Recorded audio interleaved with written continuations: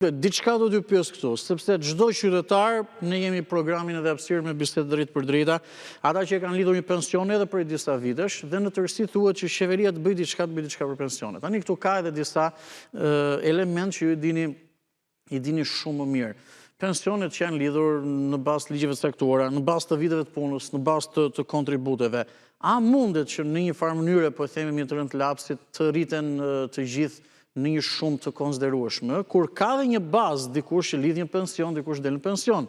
me disa element, vite pune, pagat e çdo formulë që llogaritet. A mund të bëhet diçka kjo, apo ndoshta qeveria do të përdor këto skemat që ka kompensimin e përmuajshëm, bonuset, indeksimi që është një detyrim ligjor, si u përgjigjen gjithë qytetarëve, se po të ishte, nuk di ndoshta për qeveria, po për mua, po për ju besoj, dakor, të rrisim pensionin e tjerë, por sa është e mundur realisht?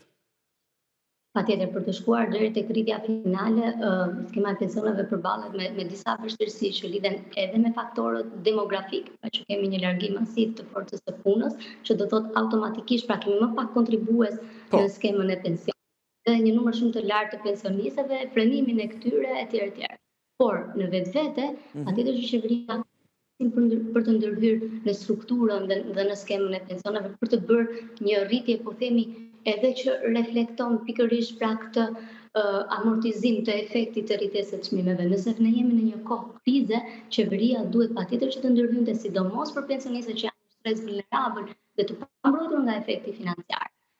Një prej shembujve kryesor pra të suksesit apo të asaj se çfarë mund të kenë bërë dhe vendet e tjera është pikërisht futja në lojë, po themi, e skemës private të pensioneve, pra ku derdhet një shumë vullnetare, e cila më pas investohet nga qeveria në bono apo titull qeveritar, të cilët më pas përkthehen në të ardhura shtesë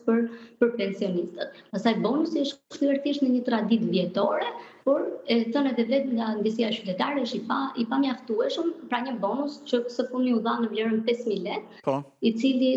të premtuar të jepej që në mars, pasi kishim më shumë se 200 milion euro, në mos gaboj me shifrën eksaktë, të pashfrytzuar nga qeveria dhe që duhet të alokonte drejt pensionistëve. Shpresoj shumë që në vijim pra të bëjmë hapa të dur dhe të përmirësojmë skemën e pensioneve, sepse jemi në nivelin më të ulët të vlerës absolute të pensionit, por edhe të raportit kontribues për përfitues.